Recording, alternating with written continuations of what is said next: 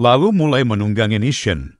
Pemuda berusia 26 tahun tersebut tidak dapat berbuat banyak hingga kejadian itu dilakukan berulang kali sampai subuh. Entah gimana caranya, tidak ada keterangan lebih detail. Namun, pagi harinya saat terbangun, Nishan masih belum bisa pulang karena ditahan oleh mereka. Nishan juga tidak berani melawan karena semua kegiatannya semalam telah mereka rekam. Sekelompok wali murid itu mengancam akan menyebarkan rekaman semalam kepada kepala sekolah dan pengajar lain di tempat Nishan bekerja. Nishan yang merasa sangat malu jika video itu tersebar akhirnya dengan terpaksa menuruti kemauan dari para memburu berondong itu. Halo, selamat datang di channel kami.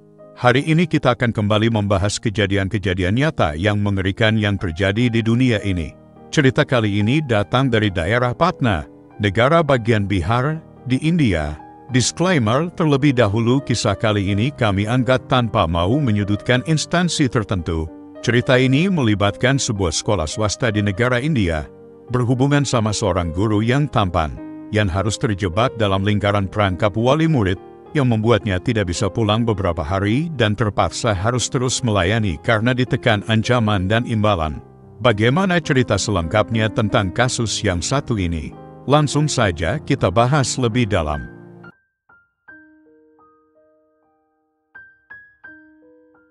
Sebelum kita mulai ceritanya, jangan lupa untuk like, komentar, dan subscribe serta share cerita ini sebanyak-banyaknya ke teman-teman kalian.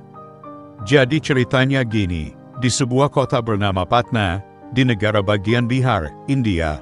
Kota Patna ini merupakan kota yang terletak di sebelah utara India. Penduduknya berjumlah 1.800.000 jiwa menurut sensus tahun 2005.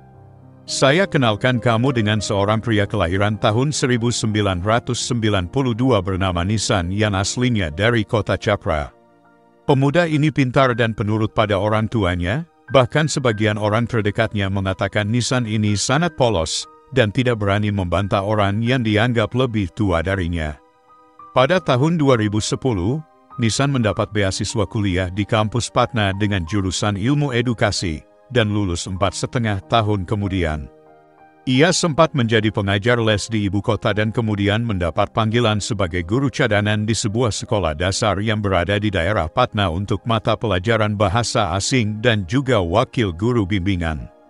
Ini merupakan pengalaman baru bagi Nissan, meskipun kuliahnya dulu emang gak jauh-jauh dari profesinya tersebut. Awalnya, ia mengalami kesulitan karena adaptasi dengan jumlah murid yang banyak dan juga lingkungan kerja yang baru. Namun, sejak Januari tahun 2016, ia betah di sana dan menjadi guru yang banyak disukai karena tampannya yang dianggap tampan di mata para wali murid yang sering menjemput anak-anaknya. Menurut kepala sekolahnya, uang sekolah di tempatnya lumayan mahal dibanding sekolah serupa lain di daerah tersebut.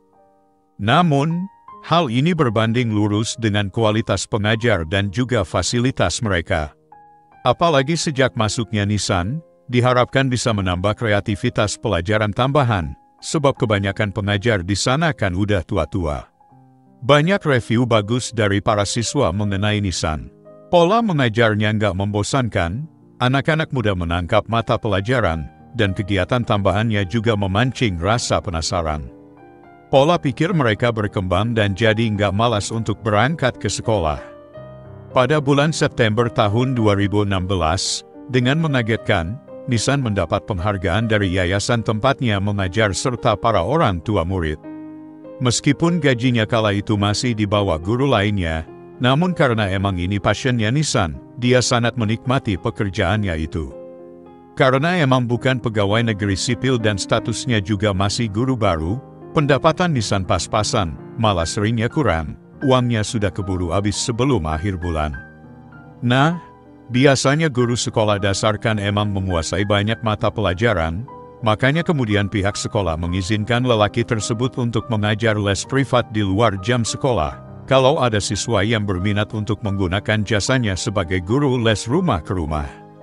Hingga kemudian ada seorang wali murid yang bernama Atia yang membayarnya untuk mengajari anaknya pelajaran bahasa Inggris dan mata pelajaran lain jika diminta.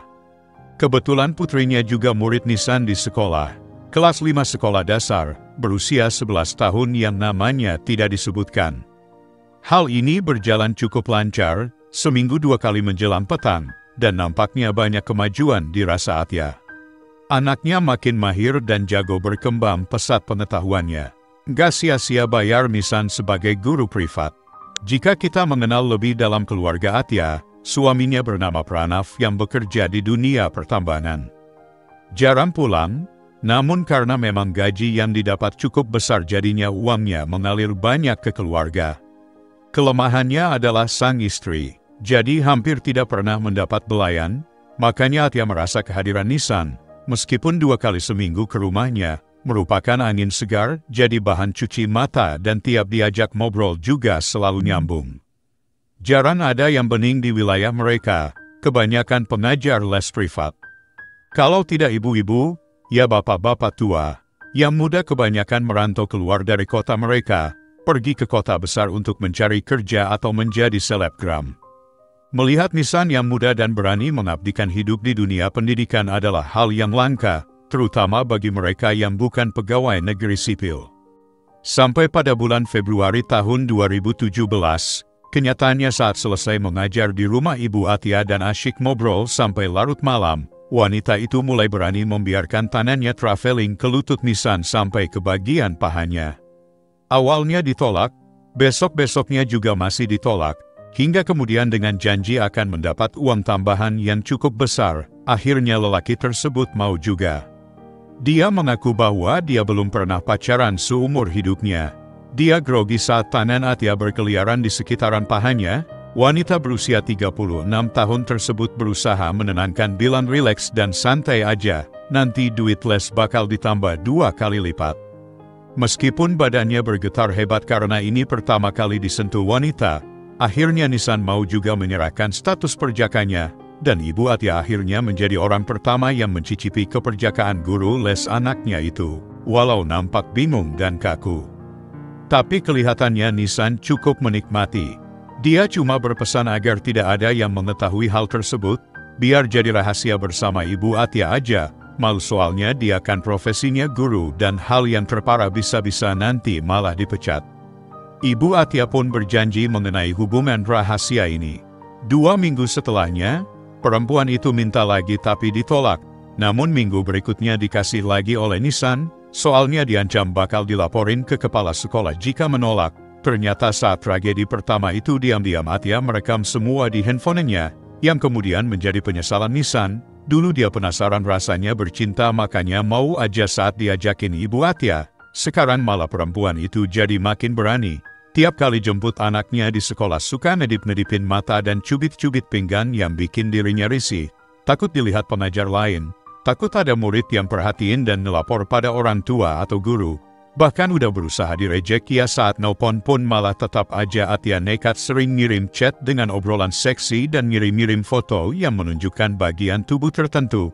Pernah juga 1 kali ibu kepala sekolah menyinggung dikit pada Nisan. Jangan dekat-dekat ya sama orang tua murid takut kebablasan. Ini mengkhawatirkan pemuda tersebut. Dia hanya mengiyakan dan sejak bulan Agustus tahun 2017 dirinya berhenti ngajar les bagi siapapun dengan alasan banyak kerjaan dari sekolah. Masuk tahun ajaran yang baru tutup pendaftaran bagi siapapun yang minta diajar privat. Bahkan setiap telepon masuk dari orang tua murid terkhusus dari Atia sudah benar-benar ditolak, diblokir sama dia. Ini nampaknya membuat beberapa orang tua siswa protes. Mereka bilang dulu awal kemunculannya si Nisan ini ramah dan kreatif, kok sekarang malah sombong dan gak mau ngajar les. Anak-anak jadi malas lagi belajar, sekolah juga mulai menurun prestasinya karena Nisan makin menjauh dan menjaga jarak. Beberapa wali murid dikompor-komporin sama Bu Atia, katanya bakal pindah sekolah anak-anaknya. Jika emang gak berkembang lagi, apa susahnya sih buka les privat?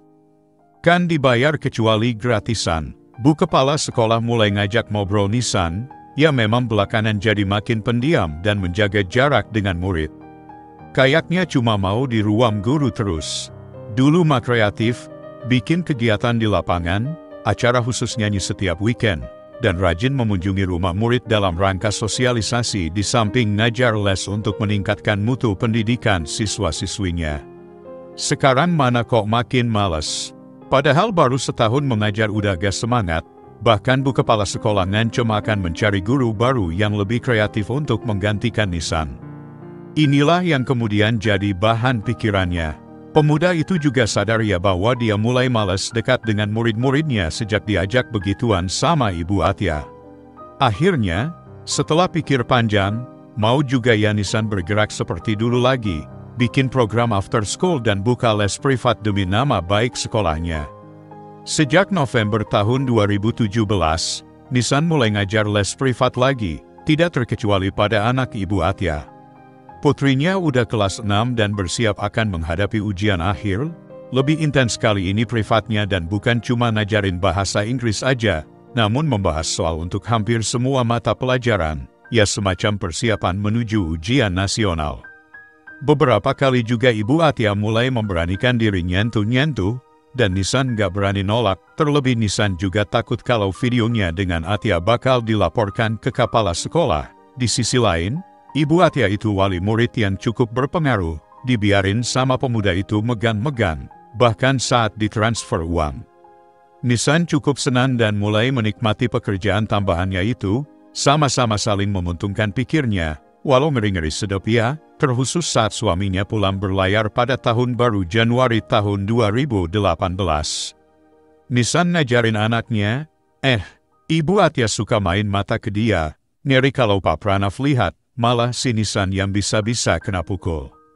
Pada awal Maret tahun 2018, saat suaminya pergi kerja lagi, kenyataannya Ibu Atia memberi tawaran yang mengagetkan bagi Nisan.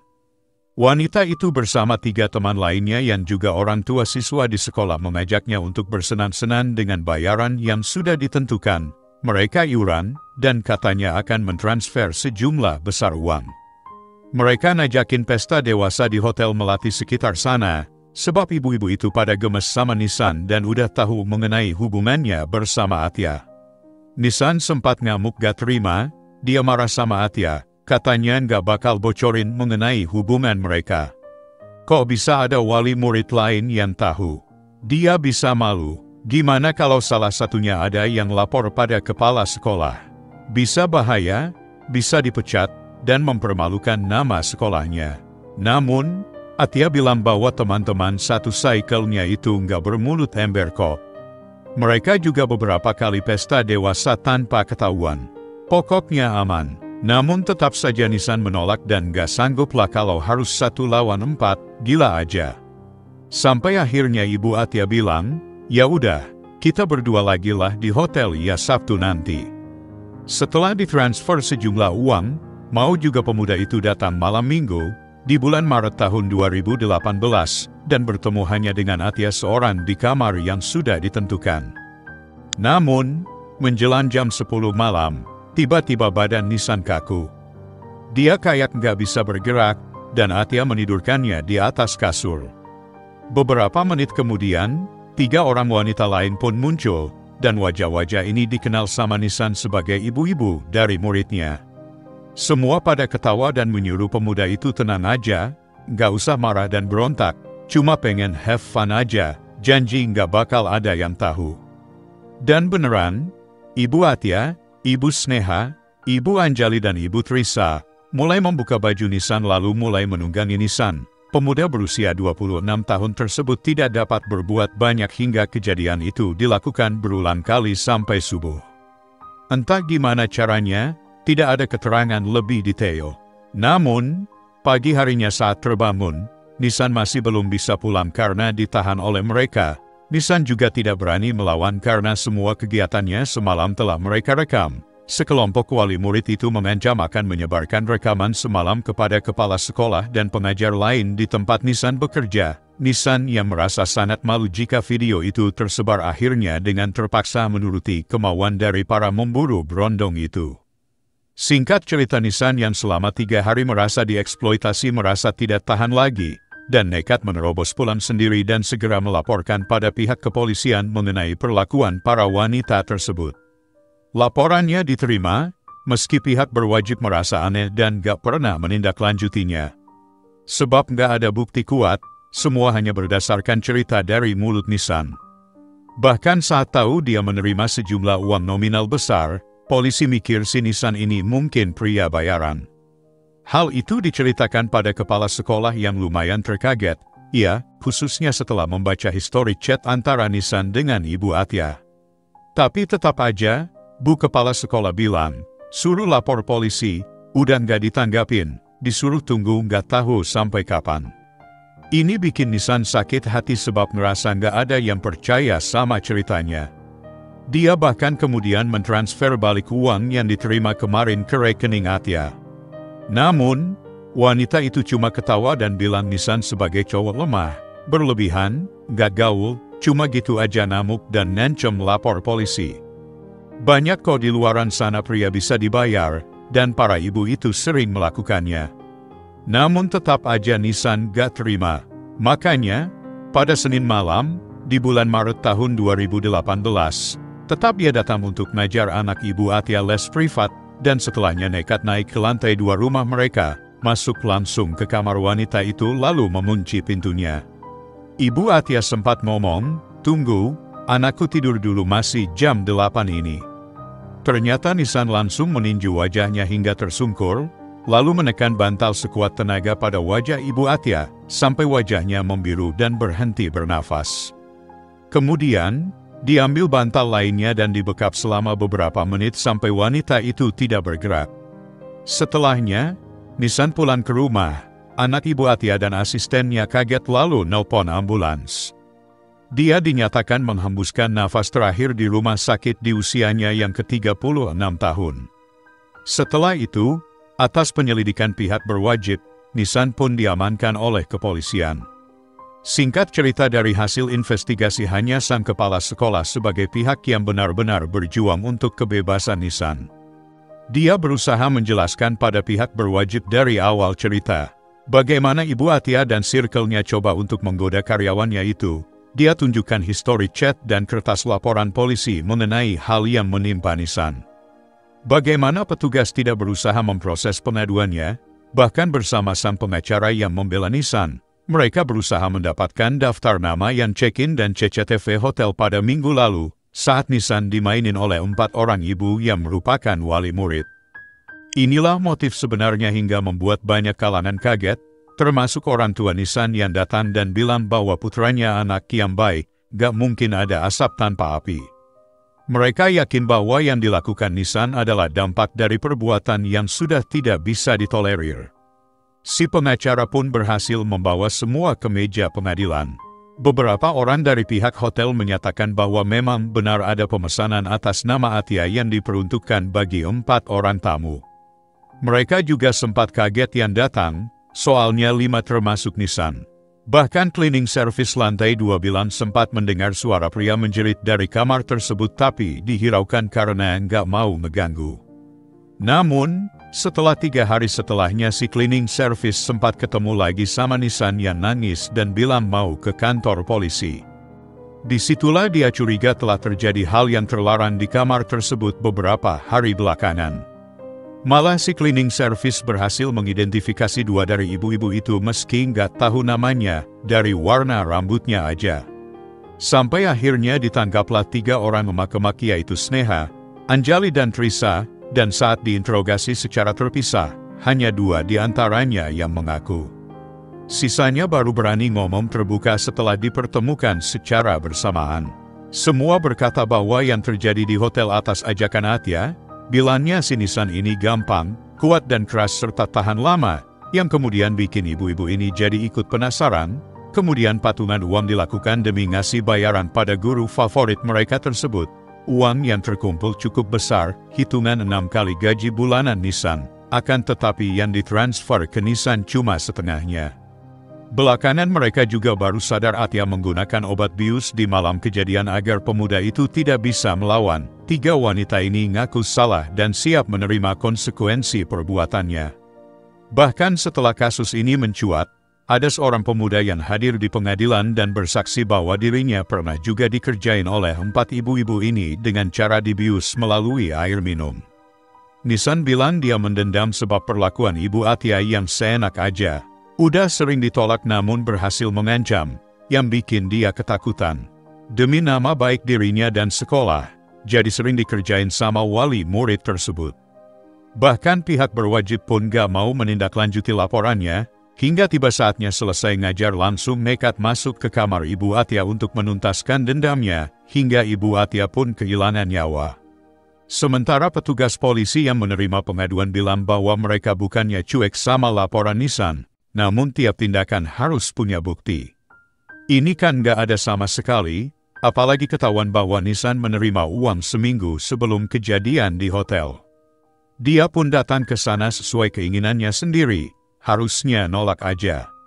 Makanya kemudian petugas polisi itu tidak mendapat sanksi apa-apa dari atasannya, dianggap sesuai prosedur.